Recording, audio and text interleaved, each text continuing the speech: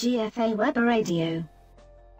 Lá estão, sobre muitos aspectos de intervenção cívica, aspectos literários e outros, até escrita, muita dela também com teor poético, e portanto, de certeza que vocês vão gostar se lerem textos do Dr. José António. Portanto, eu fico muito grato de ter vindo à nossa escola, ainda por cima sendo, como é, pai de um dos nossos alunos. Portanto, nós temos também esta vantagem, é que ele é um dos nossos e, portanto, vamos acolher bem o pai, e vocês vão ver como é interessante termos aqui os pais dos nossos alunos a dar-nos estas, portanto, a dar-nos a honra de vir cá falar sobre algumas das coisas, das muitas que sabem. Muito obrigado, Sr. Doutor.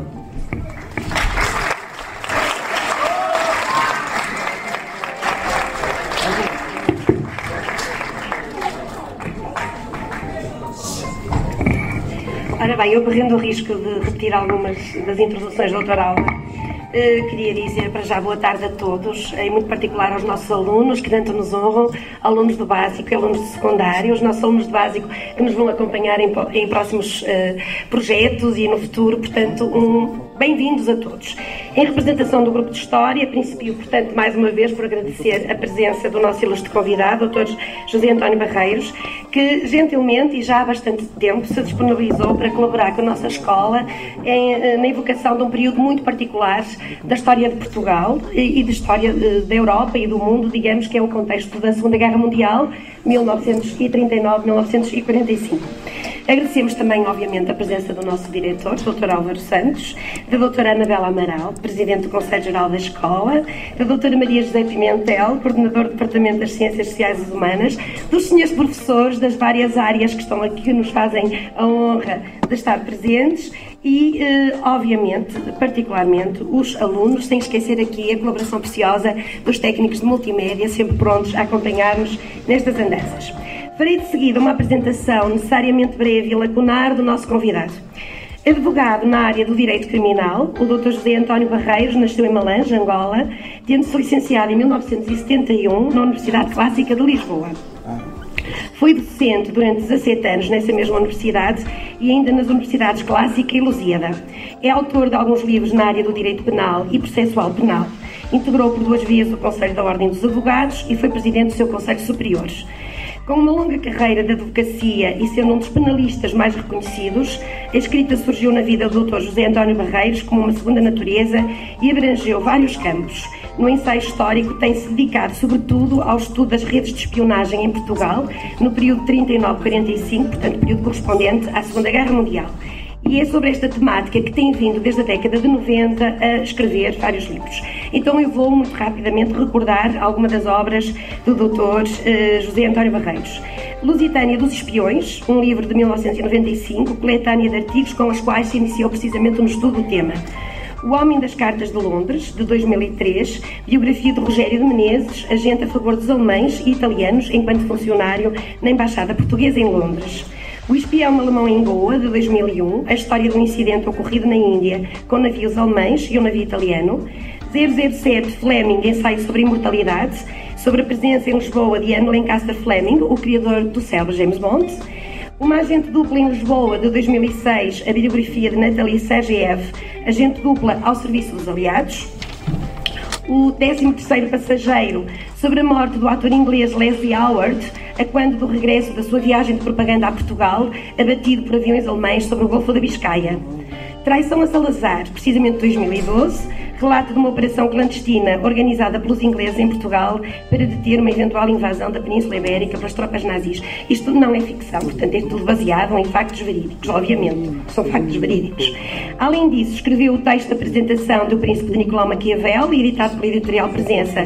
Traduziu e prefaciou a narrativa histórica Eu Roubei o Santa Maria, de Jorge Soutomaior, nome de guerra do ativista galego José Fernandes Vasquez, que participou no assalto ao famoso navio. Na área da ficção, o Dr. José António Barreiros publicou Os Contos do Desaforo e o romance Não se Brinca com Facas. Inspirado por documentos e livros esquecidos ou por personagens reais que o destino lhe tem colocado na frente, o Dr. José António Barreiros tem vindo a criar um conjunto de obras essenciais, sabendo como ninguém retirar desses acasos a memória de um passado pouco estudado, recriando-a com cuidadoso pormenores, ajudando assim na clarificação de um período da história pátria, ainda por revelar, em que o destino de personagens mais ou menos anónimas, mas corajosas e desafiadoras, ajudaram a traçar o destino da guerra e com ele o rosto da Europa que hoje somos. Portugal neutral, Portugal secreto, será uma viagem da descoberta desses segredos. Meus senhores, minhas senhoras, meus caros alunos, comecemos então essa viagem.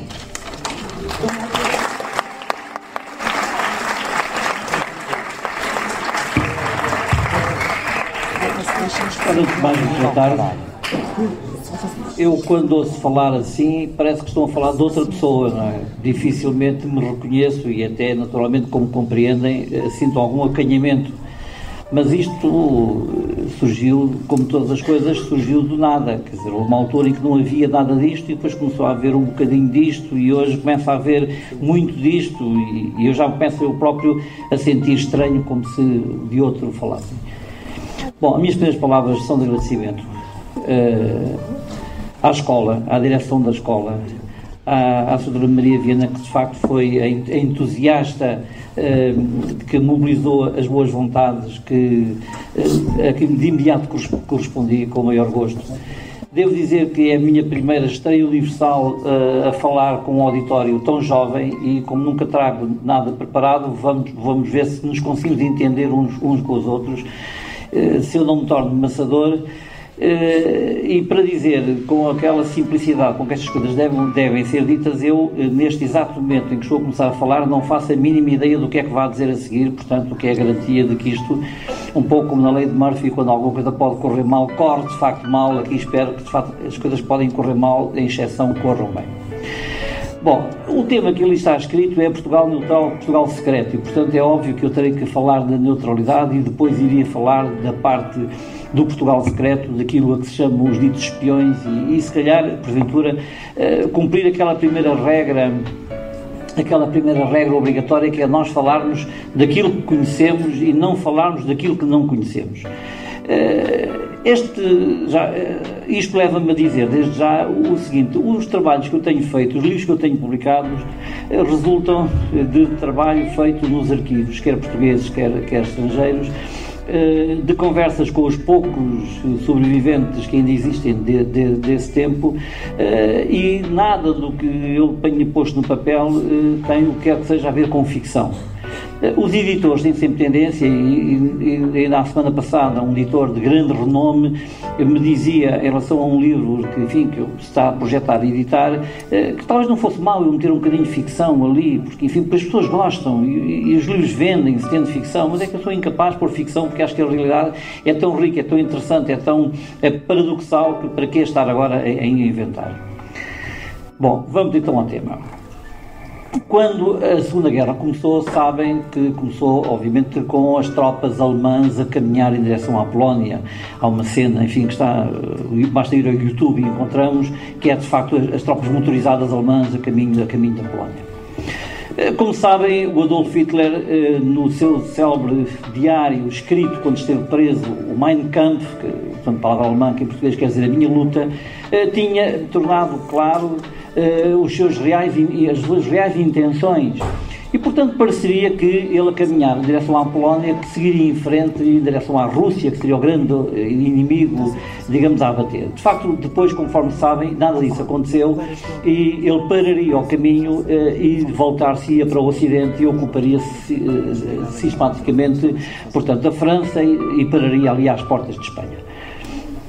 Mas a batalha russa seria, digamos, muito depois e seria, aliás, o grande erro estratégico que lhe custaria, digamos, o princípio do fim. Quando a Polónia é invadida, no dia em que a Polónia é invadida, o governo português declara a neutralidade portuguesa.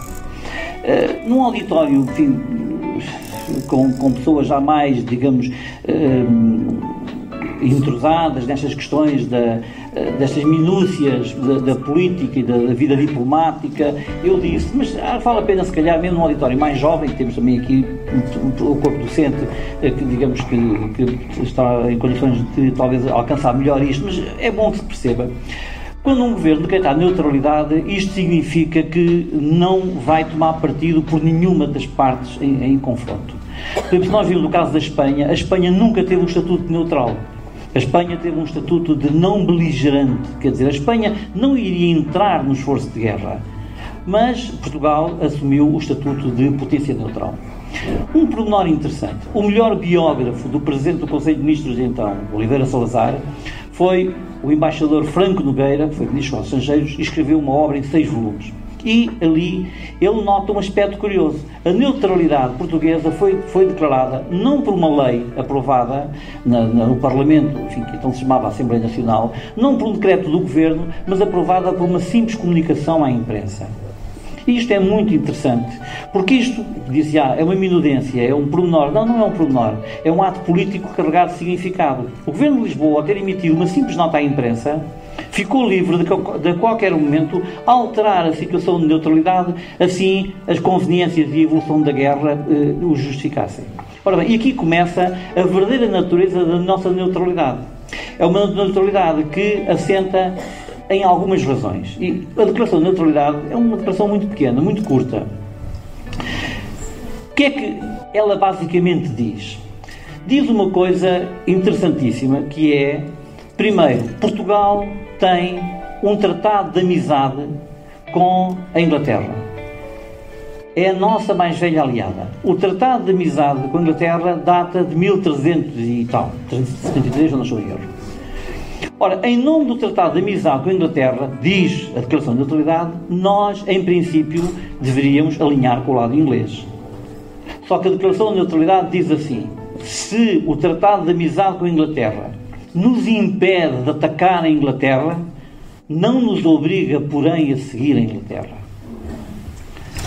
Depois diz uma segunda coisa que é muito interessante. Uma nação soberana, uma nação independente, tem que ter sempre, nunca pode perder a sua capacidade de negociar, conforme forem os seus interesses, com ambas as partes, ou as partes que se encontrem em guerra. E nós mantivemos até ao final da guerra a capacidade realmente de negociar com todas as posições que estavam em guerra.